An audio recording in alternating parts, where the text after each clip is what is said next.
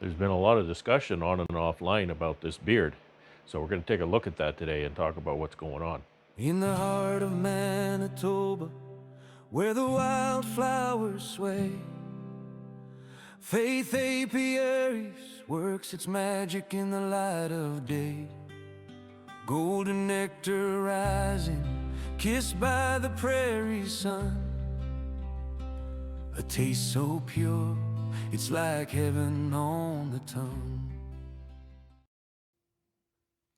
It's Tuesday, December 16, 2025. And we got that warm weather that I was expecting, but it's not nice. It's stormy. Uh, the temperature went up to, I think, 3 or 4 degrees today. It's about 2 in the afternoon and it's gone back down to -4 and really, really windy. And the snow has started. Everything's a sheet of ice because when the temperature goes up above freezing, of course, all the snow starts to get, wet and heavy, and then it freezes again. Crazy weather. So I'm glad yesterday I decided, you know what, I'm not waiting for the quote warm weather on Tuesday. I'm going to put this thing on while I'm out here. And so I did. Lawnmower's off, backhoe's off, 3-point hitches on, snowblower's on, all greased up, ready to go. I've just got to pour some fuel in here. Now, here's something I know people down south battle with because there's a difference between the fuel supply in Canada and the fuel supply in the United States. We don't really worry that much about fuel gelling, and I'm talking diesel fuel. I don't have a problem with gasoline that way. In the winter, it's very, very cold here, but we don't worry about that because we don't run. I know in the States, when I used to run down there many years ago, we had number one and number two diesel. And number one was more expensive and a bit less heat in it, I believe, but it was less prone to gelling up. Well, here the system takes care of that. They actually have about a dozen different grades of fuel that they will run through the system throughout the year. So we don't have to pay much mind to that. The only thing you have to be careful with is don't fill up your truck or tractor in August or September and then let it sit outside for the cold weather in November, December, because then it's not going to start. I'm a little worried about my big truck out there because I don't remember the last time I filled that up. It's been a while. So the reason I bring this up is this jug here I brought inside. It's not quite full, but it's got quite a bit of diesel I want to use. And also the fuel that's in the tractor is not winter fuel. I've never had a problem with gelling fuel in my tractor in the winter, as long as I keep the tractor indoors. I did have a problem in the early winter a few years ago. Fortunately, it sat right in front of that door and it gelled up. It wouldn't start. So I had a neighbor. He was going by with his tractor, his big field tractor, and came over and I just opened the door and he gave it a push and in it came. And then overnight it's warmed up and then it doesn't gel up the short period of time I'm out uh, clearing snow. It doesn't gel up. So as long as I get it back indoors, then it's just fine. So this is the last of the fuel I have on hand. And so I have to take my jerry cans over to the fuel station and pick up some more fuel. So that's a little bit of a danger. We can run things like fuel anti-gel power service is one of the popular ones. I would rather just use seasonal fuel. So I'm glad to have that on there because we're getting a snowstorm and this is going to last a couple of days. We'll get most of the snow tomorrow, I think, the way they're talking. So I've been watching this beard, checking on it every day or two, and I noticed that it is getting a lot smaller. But what I'm not noticing is a dramatic drop of dead bees on the floor here in front of the hive. Now, whether or not those bees are kind of flying out because there's dead bees on the floor in general, I don't know. But they're not just dying and falling on the ground. Now today, of course, we're getting that really bad weather, and generally, when you get a system of bad weather. It's a low pressure zone. So I've actually seen the barometric pressure drop steeply over the last 12 hours or so. And I can see here, there's bees crawling around here. They're milling about just inside the entrance here. They're really getting close to the outside of the entrance, and even one down there starting to push out a bit. So the bees are unsettled right now, and I think that might be, at least in part, caused by the dramatic drop in barometric pressure. They can feel that, and they get a little anxious about bad weather coming. I know in the summer when I'm working bees, and I'm looking at the sky with toward the weather that's coming, and I can see some rain coming, and with a system like that, then again the pressure will drop.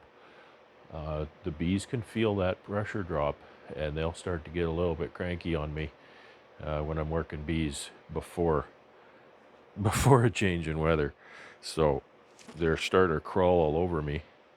I'm going to take you over here and show you this other beard.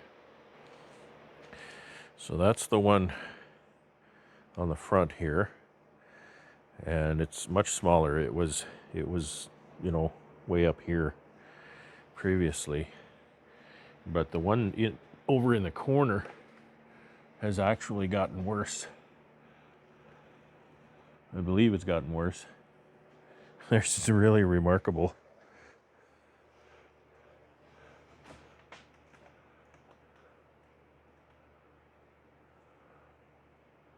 That's a lot of bees. There's a lot of bees there. And so the part on the back is certainly no smaller. I even come up out of the crack there.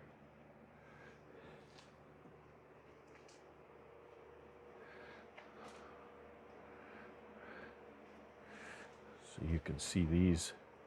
They're really milling about here. They're just too active. It hasn't warmed up in here. It's still 4 degrees. But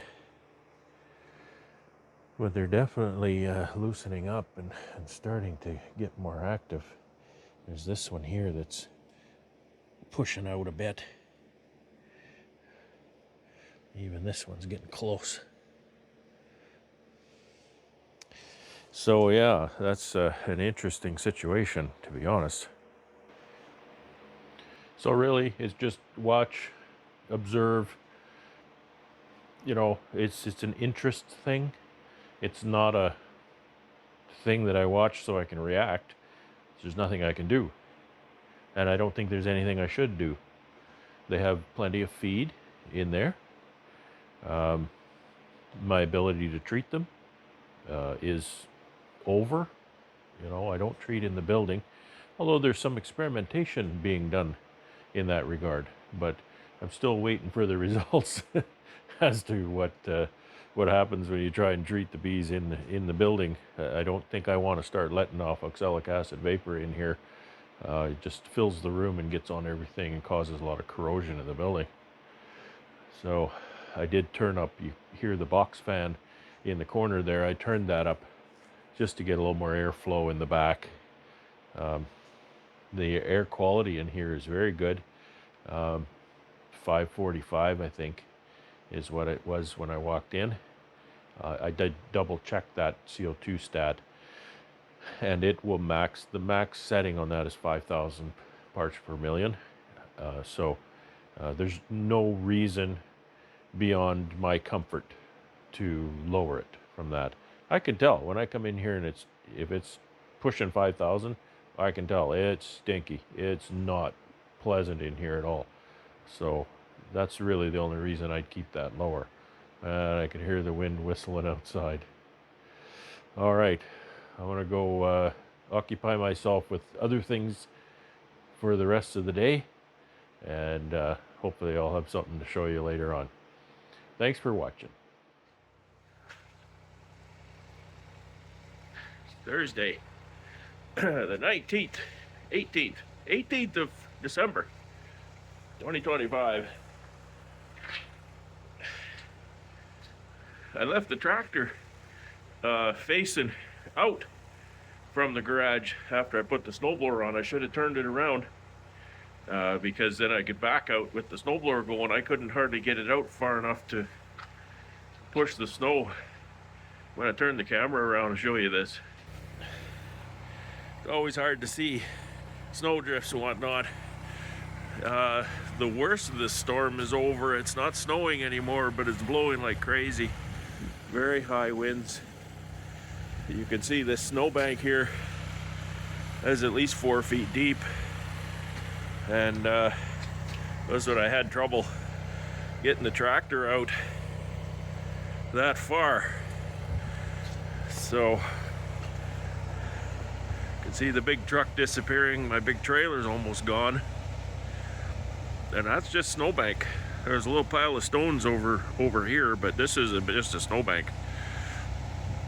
So I got a picture from the apiary. My solar panel's blowing over, so I'm gonna go over and fix that up. And I'd like to take the truck and stay out of the cold, but there's too much snow. I get stuck. I have to take the tractor and make a road. So I gotta clear this because now that I've touched it, it's gonna freeze solid in a big lump. So I need to get it out of there. So I've got to clear a bit of the door here so it'll go closed, and then get out there and tough it out. All right. My fingers are cold even though I'm inside. Well, little tractor did a really good job. I'm so impressed with this little guy. You know, he's bigger on the inside than he is on the outside, I think. It's so cold. It's going to be, I think, minus 36 tonight. I was thinking the other day about tractors, and I think pound for pound, I think this little tractor will outwork any tractor around. I really do believe that. And horsepower for horsepower, there's only 23 horsepower in here. And it runs that giant snowblower and everything. Those snow drifts were higher than that snowblower at some point. You know, they're really crazy. I had to plow my way out with the forks, and that really doesn't work very well at all. A bucket is way better. My bucket's out there. I could put it on, but I had to get out of here to do any of that. Anyway, I took care of my solar panel out there. It sustained a little bit of damage, but I don't think it's anything serious. All right. I'll close this up. I'll go inside, dry out, and make a cup of cocoa or something. It's Friday, December 19, 2025. I'm thankful for one thing. That I'm thankful for a lot of things, but what comes to mind at this point I'm thankful for is that in a couple of more days, it's the 21st of December. And then the days start getting longer. Things aren't going to improve here for a long time after that, but at least we're on. we've bottomed out, and we're kind of have the potential to getting better. That's by the way, kind of the essence of a lot of the pagan and Norse belief systems that we hold on to today. The lights, the colorful lights, the evergreen trees, the Yule logs, things like that. That all came from the pagans and the Norse and whatnot. And there's a lot of specifics to that, but that's kind of where all that came from. The Christians actually aligned their celebration of Christmas around the timing of the pagan celebrations to avoid persecution, because the timing of Christmas, they say, was mid to late fall in our calendar. But anyway, that's where a lot of that comes from, is the hope that the sun will return, the light will return, the green plants will return, things like that.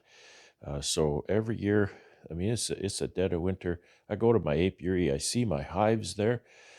This morning it was minus 31 without the wind chill. It was minus 30 without the wind chill. It was minus 34 with the wind chill, and it wasn't very windy at all. It's a little more windy now, but it's warmed up to, I think, minus 24. But that's still in the realm of effing cold, so you really can't tell the difference. And it's almost better to take colder with no wind. Yeah, that's more tolerable in a dry cold than not as cold and windy. Oh, it was windy yesterday when I was out. Oh, that was awful. It was cold and windy, so it was really terrible. I've got to get this little guy out there again today. There's some drifts in the front. If anybody shows up here, um, I'm expecting some deliveries specifically. And a lot of times, delivery drivers, they're not as accustomed to driving around rural areas. And I think a lot of them are probably new Canadians. And they may have never seen winter before and never seen snow like this. So, I mean, last winter, I remember I had a FedEx guy back down into a snowbank, and I didn't know he was here. It took him a long time to work his way out.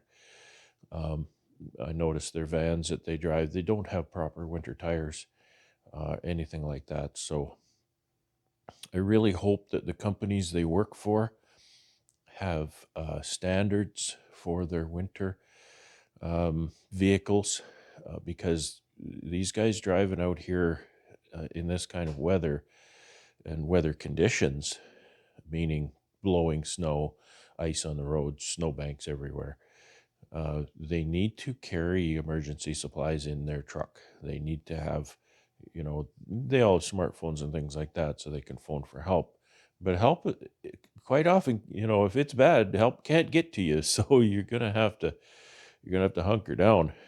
So it's good to have a way to keep your vehicle warm. Uh, if you get in a snowbank and try to keep your vehicle warm by running it, you could asphyxiate yourself if the tailpipe is blocked. Um, and warm clothes.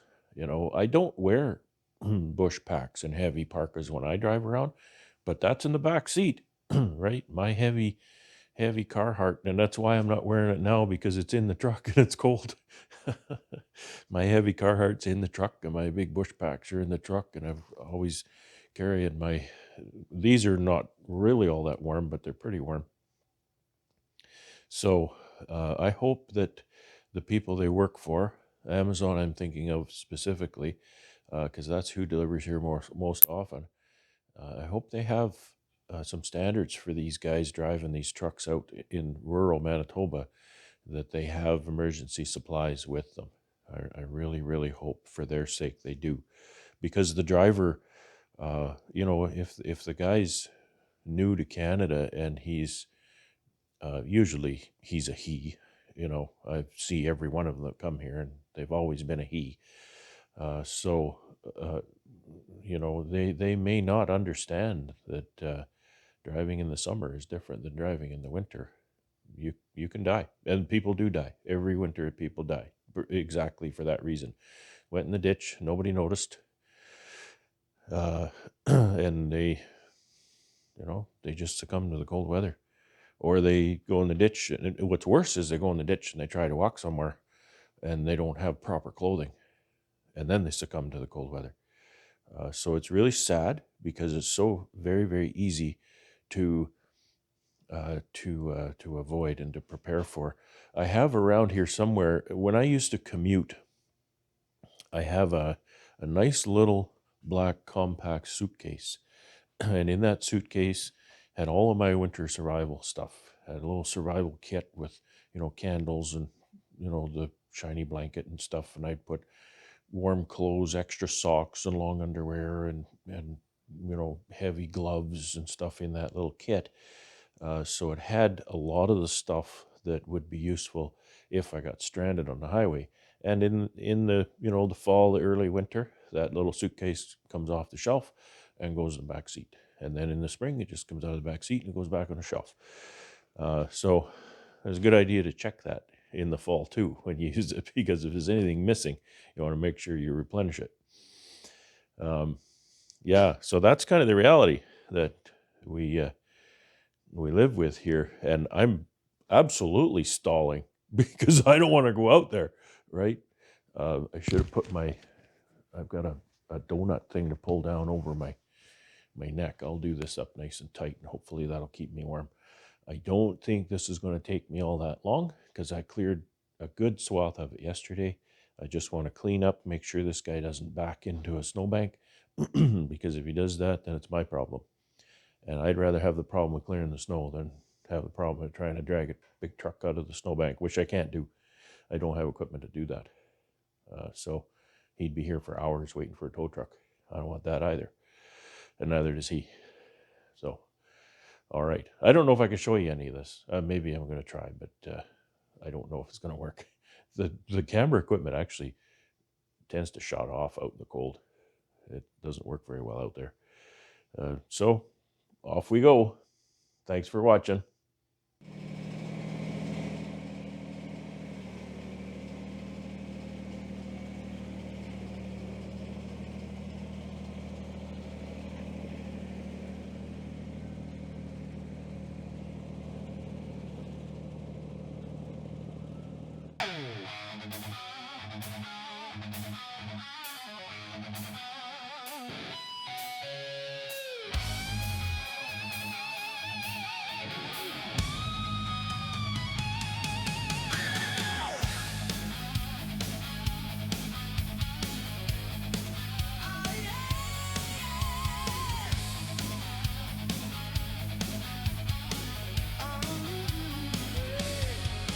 In the heart of Manitoba, where the wildflowers sway, faith that Peories works its magic in the light of day. Golden nectar rising, kissed by the prairie sun, a taste so pure. It's like heaven on the tongue. Oh, golden fields of faith, your sweetness never fades. Bees dance on the blossoms in the whispering shade. From hop to joy, a labor of love so true. Manitoba's finest honey, golden through and through.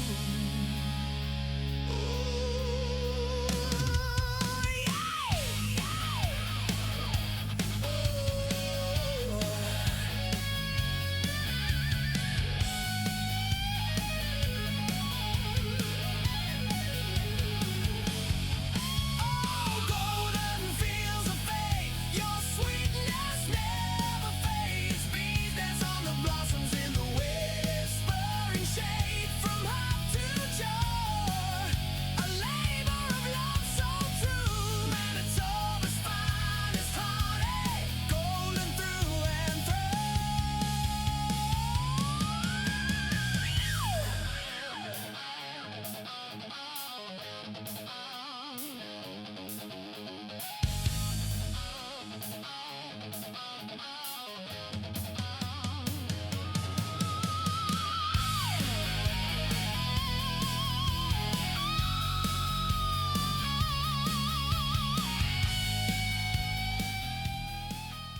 I just spent 2 hours freezing my butt off on the tractor clearing snow.